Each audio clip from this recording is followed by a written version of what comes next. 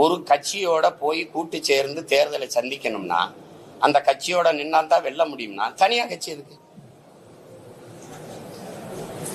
ஒண்ணு பேச மாட்டேங்கிறீங்க. யாரை எதிர்த்து கட்சி ஆரம்பிச்சீங்க? எந்த நோக்கத்திற்காக கட்சி ஆரம்பிச்சீங்க? எந்த லட்சியத்திற்காக கட்சி ஆரம்பிச்சீங்க? இந்த கேள்விக்கு என்ன பதில் வச்சிருக்கீங்க? நீங்க அட்ஜஸ்ட் பண்ணுங்க, ஆட்சி அதிகாரத்தை பிடிங்க. என்னத்தை பண்ணீங்க?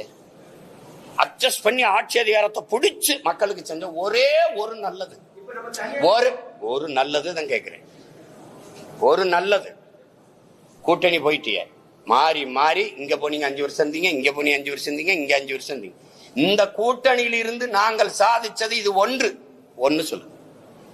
இப்ப எங்க அண்ணன் மது ஒழிப்பு மாநாடு போட்டாங்களா? எங்க அண்ணன் திருமாவளவன் விடுதலை சிறுத்தைகள் போட்டுச்சா? இப்ப எங்க கூட்டணியில் இருக்காங்க? திமுகவில். மது மூடாம திறந்து வச்சிருக்க பெருமகன் யாரு? அப்ப மது ஒழிப்பு மாநாடு பயனற்றதாயிருச்சா? இப்ப மதுவை ஒழிக்கிறவன் எவனும் அவனோட கூட்டணி அப்படின்னு பிடிவாதமா இருக்கணுமா இல்லையா? ஏன் இல்ல? சாதிவாரி கணக்கெடுப்பு எங்க ஐயாவுடைய கொள்கை. சாதிவாரி கணக்கெடுப்பு எடுத்து எவன் சமூக நீதியை நிலைநாட்டுறானோ அவனுக்கு தாண்டா கூட்டணி அப்படின்னு ஏன் இல்ல? அப்போ நீங்க என்ன கோரிக்கை முன்வைக்கிறீங்களோ அதை நிறைவேற்றாதவன் கூடவே போய் வலிமையை சத்தா எப்படி?